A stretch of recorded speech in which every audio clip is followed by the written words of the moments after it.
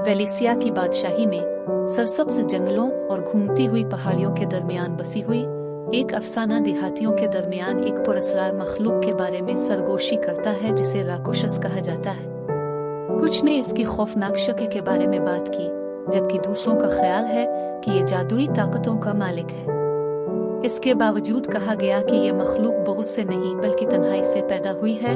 शहजादी अमारा, जो अपनी मुहिम जोई और मेहरबान दिल के लिए जानी जाती है, ने रिक्शों की कहानियां सुनी और खौफ की बजाय एक अजीब तजस्सुस महसूस किया। वो अफसानी कहानी के पीछे की हकीकत को नंगा करने के लिए तड़प रही थी, एक उनकही कहानी को महसूस करती थी। एक चांदनी रात, जैसे ही बादशाही ऊँघ गई, हमारा महल से खिसक गई। वो जंगल में टिमटिमाती हुए और सरगोशियों की कहानियों से रहनुमाई करती हुई, यहाँ तक कि वो चमकदार फूलों से मुज़य्यन एक वीरान बाग से ठोकर खा गई। वहाँ चमकती हुई पंखुड़ियों के दरमियान राकुशस खड़ा था, एक ऐसी मखलूक जिसकी चमकती हुई लेकिन नर्म आंखें हैं, जो चमकते हुए तराजू की चादर में मुज़य्यन है। इसकी ज़ाहिरी शक्ल दूसरी दुनिया की थी, फिर भी इसके अर्द गिर्द एक उदासी की चमक थी। अपने खौफ को सहते हुए अमारा आगे बढ़ी। रात की खामोशी में उसकी आवाज एक राग थी। मैं शहजादी अमारा हूँ। मैं खौफ से नहीं बल्कि तजस्सुस के साथ आती हूँ। क्या आप मुझसे अपनी कहानी सुनाएं? मखलूक ने इसे हैरत और तशवीश की आमेजिश से देखा। ये एक ऐसी आवाज में बोली जो कदीम हिकमत और गमनाक तन्हाई की बाज़गश्त थी। मैं राकुशस हूँ, गलत फहमी में मुब्तला हूँ और उन लोगों से खौफजदा हूँ जो मुझे नहीं जानते। बहुत पहले एक लानत ने मुझे इस शक्ल में फंसाया। मैं कबूलियत, सोबत के लिए तरसता हूँ, फिर भी दुनिया मुझसे दूर रहती है।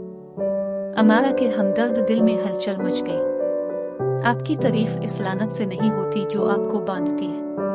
मुझे यकीन है कि आपके दिल में रहम है, एक रूह जो ताल्लुक की ख्वाहिश रखती है। जैसे जैसे फजर करीब आई, शहजादी और गलत फहमी में मुब्तला मखलूक के दरमियान एक आर्जी बंधन बन गया।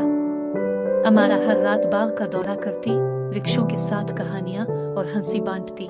इसके खौफनाक बैरूनी हिस्से के नीचे छुपी हुई मखलूक की नर्म फितरत से पर्दा उठाती। ताहम जब शहजादी के रात के वक्त फरार होने की खबर बादशाही तक पहुंची तो सुकून दरहम बरहम हो गया। इसकी हिफाजत के खौफ से बादशाह और मलिका ने अमारा को जंगल में जाने से मना कर दिया।